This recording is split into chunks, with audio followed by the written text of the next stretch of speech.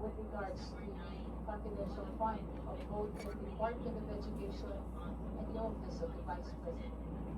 This will form part of the record of the proceeding of this committee. Next is Attorney Melvin Matibag, our NBI Director. May we know if you were able to bring the document required in the subpoena?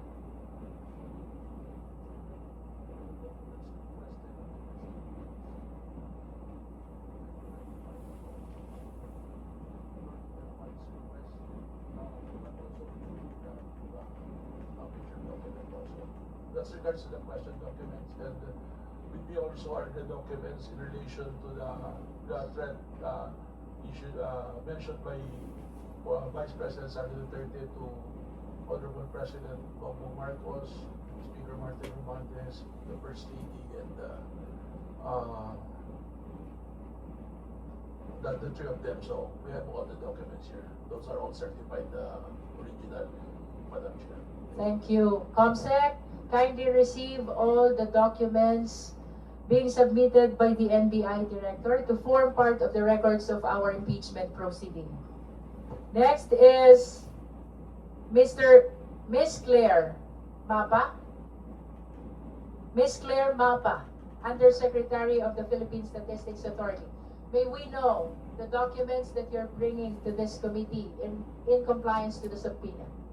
Madam Chair, in compliance to the subpoena, we submitted today the original copies of the certifications pertaining to the PSA verification made on the Certificate of Life Birth, Certificate of Marriage, and Certificate of Death on the several names of the list submitted under investigation, dated certification December 8, 2024, and a certification dated December 11, 2024, including the manifestation signed by Undersecretary Pierre Dennis Esma.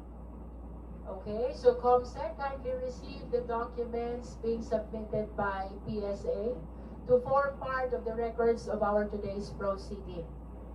Last for subpoena duces tecum is Attorney Gloria A. Camora from ICFAO of the Commission on Audit. May we know the documents that you are submitting, Attorney Camora? Madam Chair, we have reviewed the documents for subject That pertains to, kindly describe. Madam Chair, these are all the submissions by the confidential funds for the fourth quarter of 2020, first quarter of 2020, second quarter of 2020, third quarter of 2023. Also, the submissions of the DepEd to COA in relation to the liquidation of confidential funds for the first, second, and third quarters of 2023. And also issuances of the COA in relation to the liquidation provided by the OBP and the DepEd, the responses of the OBP and the DepEd thereto, as well as the resolutions issued by the COA. Alright, so the committee secretary is likewise directed to receive the documents from Attorney Camora to form part of the records of our today's proceeding. In pursuit of an organized presentation of evidence, we will be following this order. First will be Attorney Cynthia Pantonal. This is for the guidance also of the justice members. Second is Mr. Ramil Madriaga. Third is Ms. Marivic M. Pareja. Fourth is Attorney Melvin Matibag. Fifth is Ms. Claire Dennis Mapa. Sixth is Attorney Gloria A. Camora. Seventh is Attorney Michael Wesley T. Poa. Eighth is the Ombudsman. Ninth is Attorney Francis Edralyn Lim of the Securities and Exchange Commission. And 10th is Attorney Charlito Martin R. Mendoza, Commissioner of the Bureau of Internal Revenue. in order not to waste time of people working in the government, let me advance that the capability of this committee to hear the witnesses will be until the time of Attorney Michael Poa only. So should the rest of the resource persons wish to be excused in today's hearing, particularly the Ombudsman, the SEC, and the BIR, the committee will favorably consider. With that, we're requesting the 7 first witnesses to stay for the clarificatory questions which will be raised as we go along. But before we proceed to that, we would like to recognize the Honorable Shel Jokno to manifest on the nature of the proceeding which we are holding today. Thank you. Thank you, Madam Chair. Magandang umaga po sa ating lahat, lalo na sa mga nanonood at nakikinig. At tama po si Chair Luis Strong kanina. This is not a trial. We are not here as judges. Wala halos pinagkaiba ang gagawin natin bilang mga miyembro ng committee sa ginagawa ng isang prosecutor na nagsasagawa ng preliminary investigation. I am speaking as not as an endorser. I am not endorsing any of the impeachment complaints. I am speaking simply as a member of the committee para maging malinaw sa lahat, lalo-lalo na sa publiko, kung ano ba talaga ang mangyayari ngayong araw na ito. Just like in a preliminary investigation, we are here to inquire into the truth. And just like a prosecutor has the power to issue a subpoena in order to determine the truth, yun din po ginagawa ng ating Committee on Justice. Dalawa po ang layunin natin at sana ito'y maging klaro to everyone, including the respondent. Unang-una ay kailangan maprotektahan natin ang mga opisyal sa mga reklamong walang basihan. And I'm sure every member of the committee will not hesitate if we see that there is no evidence to support the complaint.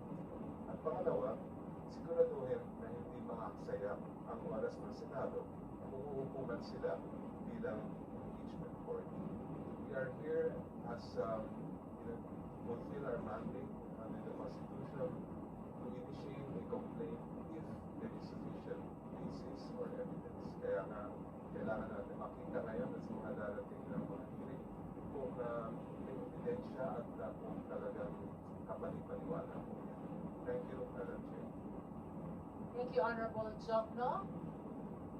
So, at this juncture, we officially start the presentation of our evidence in the order which the Chair recently announced.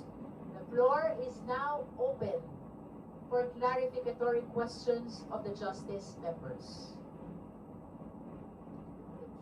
If I may be recognized. The Honorable Mika Gonzalez is recognized. Thank you, Madam Chair. Madam Chair, maaari ko po bang magbigay ng ilang katanungan kay Attorney Cynthia Patonal? Attorney Pantona? Yes. Please address the question to the Chair and please be advised to limit your questions to clarificatory questions. Remember, this is not a trial. This is merely a clarificatory hearing for the purpose of determining the existence of probable cause. Honorable Gonzalez, you may proceed. Thank you, Madam Chair. Attorney Patonal, andito po kayo kaugnay sa affidavit o sinumpaang salaysay ni Mr. Ramil Madriaga. Dala niyo po ba ang original o certified true copy ng sinumpaang salaysay ni Mr. Ramil Madriaga? Dala ko po ang certified true copy at ang certification from the Office of the Clerk of Court that the affidavit of Madriaga was registered in Ontario. So those pertains to the documents that you submitted already, Attorney Pantona. Both the original affidavit and the certification of the Regional Trial Court. Yes. You may continue, Honorable Gonzalez. Thank you, Madam Chair.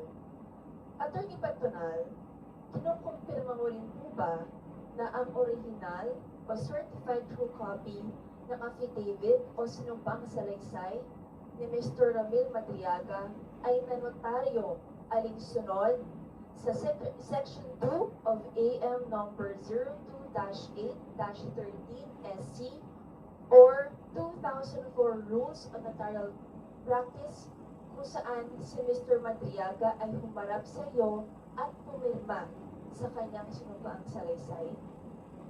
Yes, he voluntarily sworn, subscribed and sworn to inform me his 5-page affidavit on November 29, 2025 at BJMP Camp Bagong Villa, Police.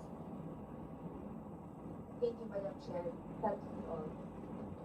Are there any other clarificatory questions for Attorney Patonal? Madam Chair, point of order. The Honorable Advincula.